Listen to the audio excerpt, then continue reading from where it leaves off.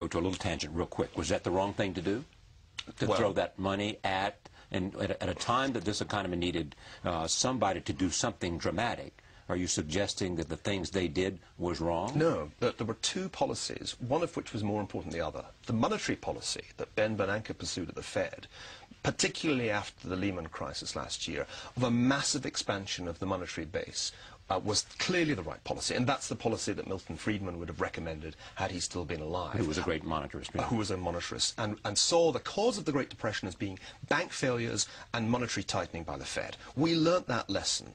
The other policy, the Keynesian policy, involves adding an enormous deficit on top of an already large structural deficit, and I don't think that that has been anything like as important in getting the economy out of the Depression scenario. And I think one has to make that distinction. The fiscal policy could turn out to be okay as long as we know how to stabilize it. But right now we don't. Right now we are clearly out of fiscal control. And at some point, the world is going to wake up to that and say it is no longer sensible to pile these bonds up in a reasonable expectation that the United States will either depreciate the debt away by letting the dollar fall through the floor, or will actually start to call into question its own commitment to these payments. I mean, default is not a scenario we can rule out. Let me put it that way. Default is not a scenario we can rule out. When you look at the unfunded liability... default on our debt, and therefore, what does that mean? What will happen first is that we'll default on the commitments made under the Medicare and Social Security systems. That default, the domestic default, on our, as it were, domestic creditors is an almost certain outcome. The only question is which president takes it, which president grasps that nettle and admits that we cannot possibly fulfill those commitments. The other question of default seems to me less likely. We're not likely to default on our outstanding bonds held by foreigners. But foreigners may begin to question the sustainability of a fiscal policy that requires us to borrow $1 trillion a year. And what they'll do when they do that is that everybody believes that.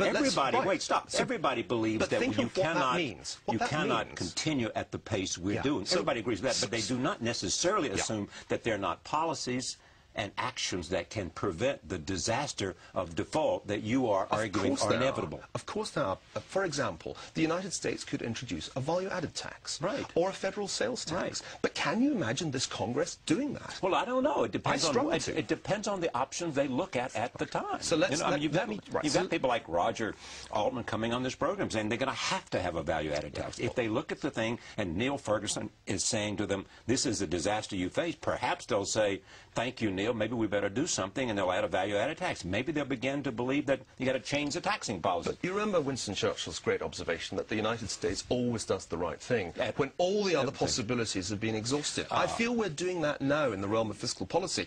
And the reason I mentioned default is not because I think the United States is going to turn into Mexico or Argentina overnight. Well, you almost suggested that earlier. Let me make this point really clear, because it's absolutely crucial.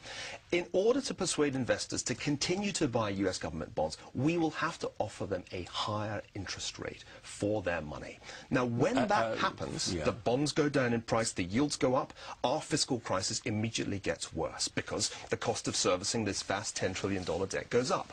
That's what worries me most, because what you could then get is a situation where real interest rates go up, and that's crippling for a heavily indebted economy, just as it's crippling for a heavily indebted household. That's why I worry about Buffett's bet. That's why I think the U.S. could find itself slowing down in 2010-11, not speeding up. Who do you know that, of note, from whatever background, academia, government, Wall Street, believes exactly as you say? Let me name just one. Okay, just name one. Ken Rogoff, oh sure, he's coming down here on this program Harvard, this week. Has just published a book. I know, but he comes from the same place, yes. Well, he comes from the same university, but I wouldn't say he comes from the same place. He's an economist, a very distinguished economist who used to be at the International Monetary Fund. He and I think in very similar ways about this problem, to name but one. I think if you were to ask George Soros, is he optimistic about the outlook for the United States, George Soros, you would get a very pessimistic reply. So what about Paul Volcker, who's a distinguished American? Former chairman of the Federal Reserve. I think, if anything, he is more pessimistic than the two people I've just mentioned. Of course, it's hard for him to express publicly his disquiet because of his official position. The Obama administration is just wrong-headed. No, listen, I don't want to criticize some very clever individuals who are grappling with a huge historical problem. Larry Summers, Tim Geithner, Larry Summers, my Ben former Bernanke. boss. These are some of the smartest people, Christy Roma, some of the smartest people in the world. Austin Goolsbee. I have huge regard for all of them. So therefore, what's the difference in them and you? The people who have the power. What's the difference in the people who have the power? Charlie, they don't have the power. They don't. The Congress has the power. That's what people don't seem to understand about the situation we're in. Right now, the president proposes, with his clever advisors helping him, but Congress disposes, and it will be Congress that decides whether the healthcare bill ultimately adds to the deficit or does not. But are you suggesting that if they halve the deficit in 4 years, that's not putting us on the track to a balanced budget, if they continue that kind of progress? But it's not, because their numbers, their 10-year numbers that they published in the budget, don't put us on course for a balanced budget. They put us on course to carry on borrowing $1 trillion a year as far as the eye can see. And that, it seems to me, is a recipe for trouble. Because there comes a point, and this is one of the lessons of financial history, there comes a point when the international markets simply can't take anymore. And what's interesting about this is it's non-linear. It's not that people gradually lose faith in the creditworthiness of a country or gradually lose faith in a currency as an international reserve currency. It can happen quite suddenly, that expectations change. That's what the British experience tells you. In 1945, Churchill still thought of the British Empire as a mighty force, equal in power to the Soviet Union and the United States. But it was a heavily indebted empire. Debt GDP was about 250%. What's more, the British then embarked on healthcare reform, the National Health Service, thinking that they had limitless funds to devote to rewarding themselves for the sacrifices of the war. I remind you that the American healthcare reform that is proposed is supposed to be deficit neutral. Yes, we'll see if it really is. I'd be impressed. But here is the idea that nobody thinks that America is, that the world order is changing. You know, and you point that out. There is a new economic order and there's a new political order. We know that there's a level of shift of power to the east. You know, and the president knows it. Everybody in Europe knows it. That's not an idea that people are suggesting is not true. But it's not that they don't say it, but do we really grasp what this means? For 500 years, the world has moved in the direction of the West. And the United States was the last of the great Western powers to benefit from this shift of resources from East to West.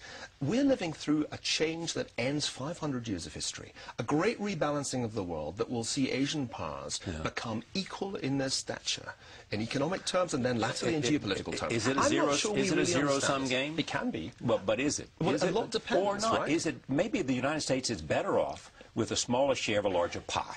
Of course, but you know, the share is always going to be getting smaller as these Asian economies grow.